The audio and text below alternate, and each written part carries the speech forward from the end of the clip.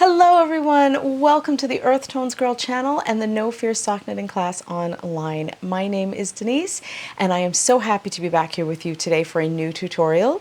In today's class, we are going to be learning how to add short rows to the back of a shorty sock to avoid that very annoying slip that can sometimes happen when you are wearing your socks. The sock can slip down in your shoe. By adding short rows across the back of the leg of your sock, just a couple of rows, maybe 2 to 4, you increase the height of the back of the sock just before the heel, and that gives you a little extra room so that the sock won't slip down into your shoe. Now, that can happen. I will get the question, does that happen because of the heel, of the type of heel, or because I've done something wrong, I'm using the wrong yarn? It's none of those things. I will say though, in my experience, I've learned that one of the things that causes a bit of slip is a short row heel, only because the depth of the heel can be a little bit more shallow, but it can happen with any heel. And I'm actually, the pair of socks that I've demonstrated, I'm using to show you this technique is a heel flap and gusset. It can also happen, which I've also had the experience of, it can also happen when you don't knit the foot of your sock long enough. If you don't know where that starting point is for the decreases for the toe, that can also cause the sock to pull down. But by adding a few short rows just around the leg, that can all be avoided, and I'll show you what I mean. So here is a sample. Look at that. And as you can see, right in here, the back of the sock just before we start the heel is raised just a little bit. So the cuff sort of slants downward, okay? And you can see that right there.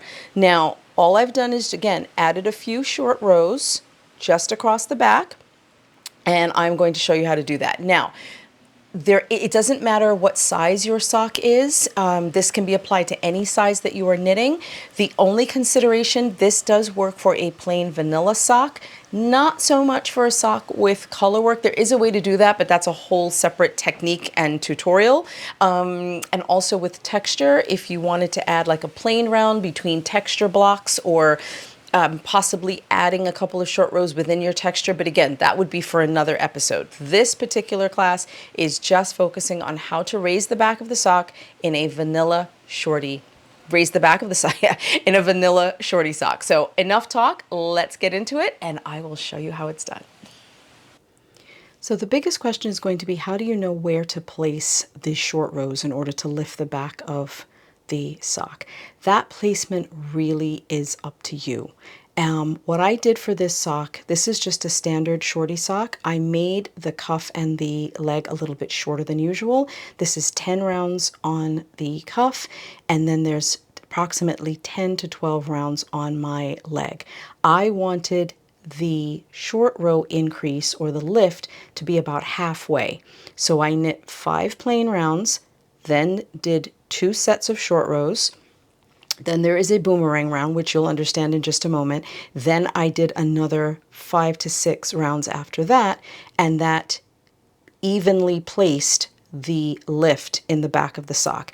If you have a taller sock and you want it a little higher or closer to the cuff, you are free to do that.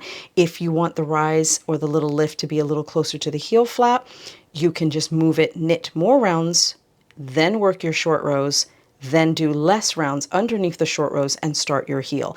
That placement is going to take a little bit of practice to figure out where you want the most height for the back of your sock.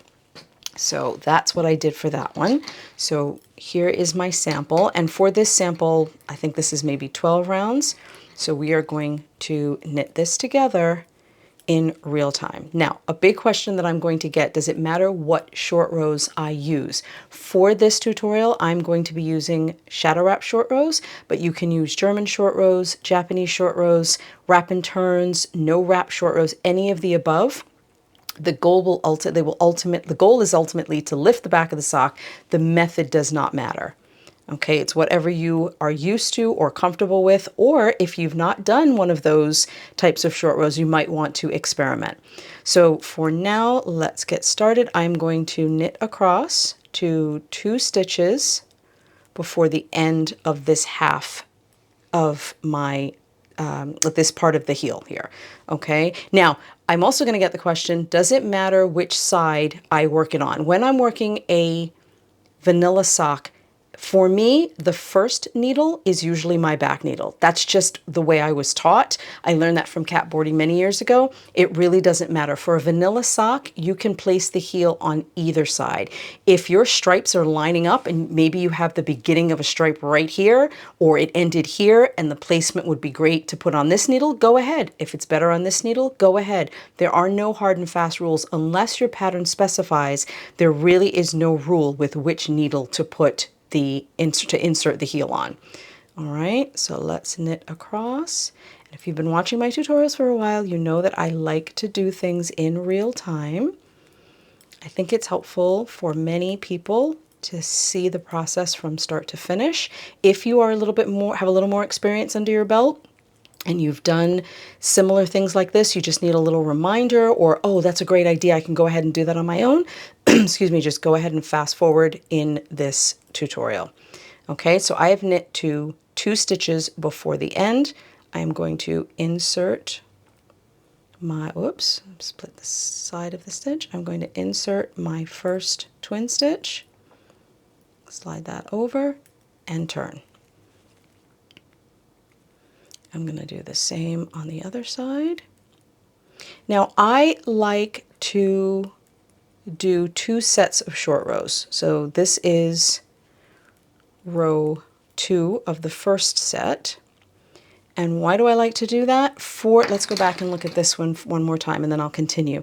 You don't want, you see how there's a slight curve here? That curve is just enough that when you straighten this out, if I completely block this or put it on a blocker, it would sit like this. If I did too many short rows in a short space, it would bulb a little bit more. It would bulge out here a little more. So instead of getting an actual lift, you're going to get more of a pocket, which is what short rows create, that little extra space, but you don't want it to be too big, just the way the short rows on the back neck of a sweater are gradual so that it just lifts it a little bit but doesn't create a bulge. Okay, so let's continue.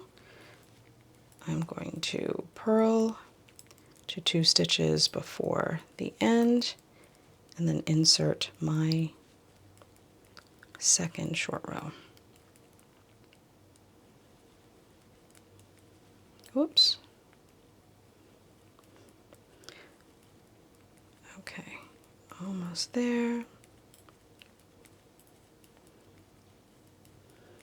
Take your time, do this carefully. Okay, so here, 2 stitches before the end, I'm going to make my second short row, slide that back over, and turn. And whenever I turn, I just kind of hold on to those stitches so they don't fall off and I don't lose any. All right, so now that is 2, wait, let's go back. One more. So that is 2 rows extra on this side than this side. So I did a knit, then I did a purl. So that's already been lifted now by 2 rows. So let's do 2 more. So now I'm going to knit across to 2 stitches before the last twin stitch.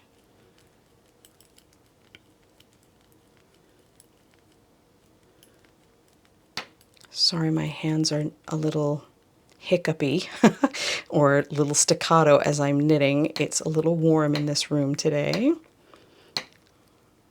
Okay, almost there.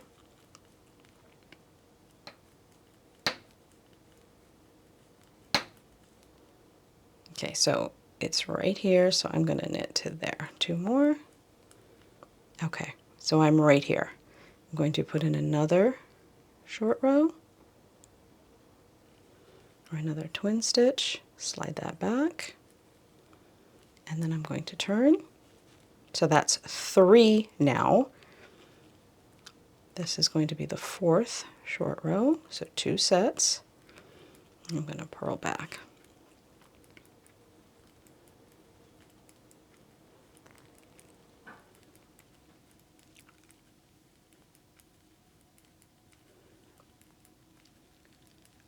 Okay, almost there.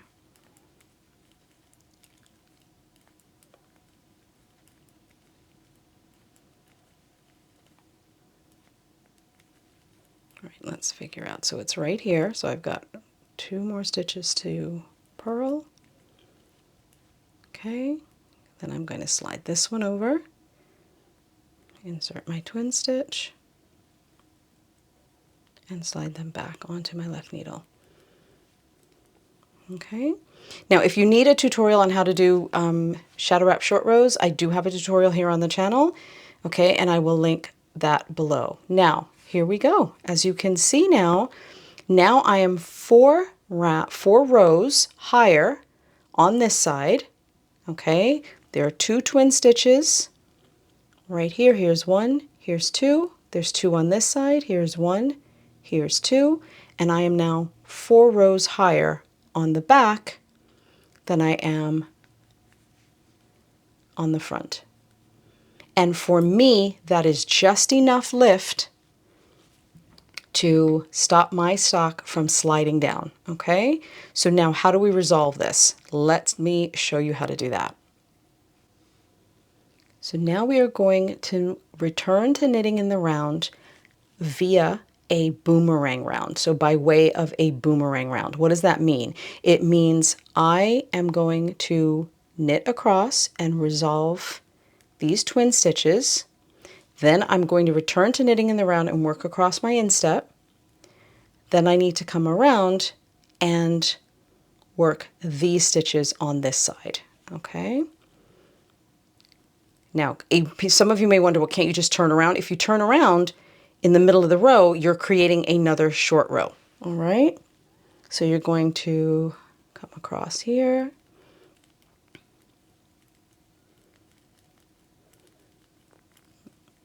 All right, so this would be round 5. So we've done 1 knit row, 1 purl row, that's 1 and 2. Then we did another knit row, purl row, that's 3 and 4. Now we're starting with number 5, but we're back to knitting in the round.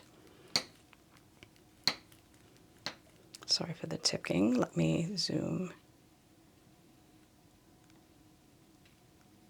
There we go, a little bit better. You know what, I'm going to lift the camera just a bit so we stop. I'm just going to pause right where I am. Hang on.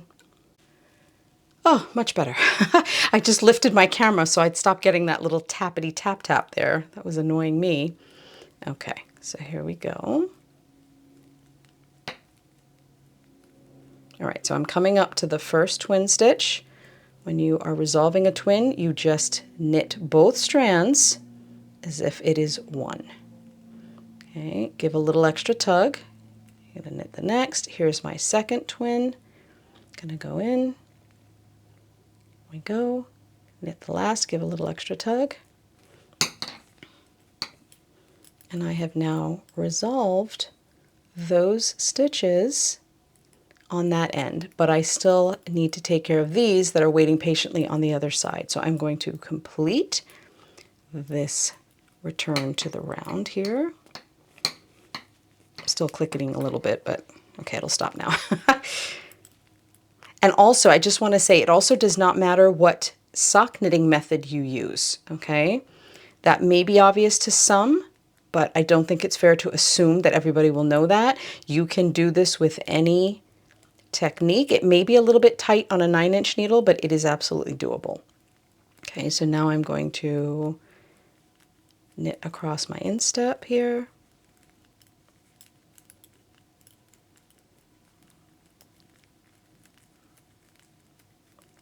Okay, almost there.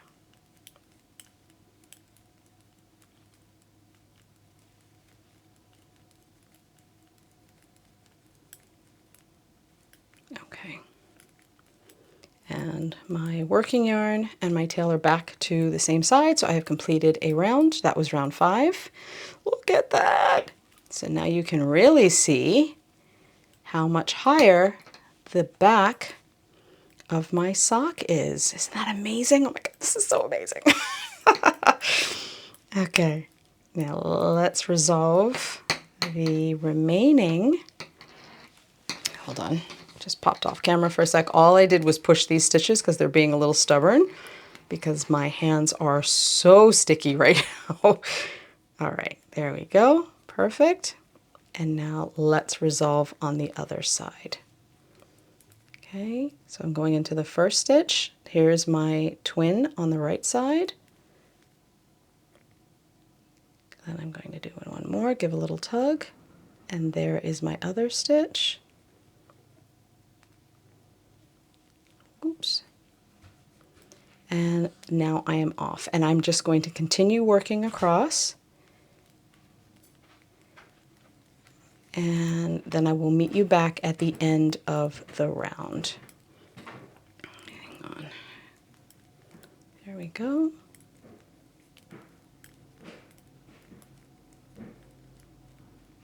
So I'll pause here.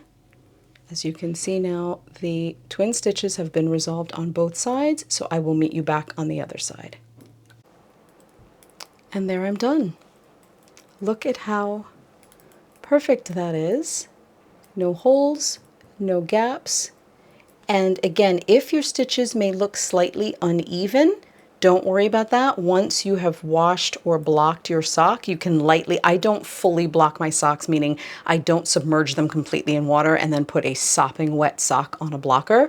I like to put them on a blocker, usually wire, because I find it provides a little more breathing space. I will lightly either steam it or lightly spray it until it is dry. And that is usually enough to just set my stitches and even them out. But there you have it. Done with twin stitches. And it's just enough of a rise across the back that it gives you the little extra lift that you need without that annoying slip down into the bottom of your shoe. And there you have it. Really, really simple technique to solve a really annoying problem. I hope that you found this tutorial helpful. If you have any questions, as always, please feel free to leave them in the description box under this video, and I will be more than happy to help. Thank you so much for watching today, and happy sock knitting, everybody.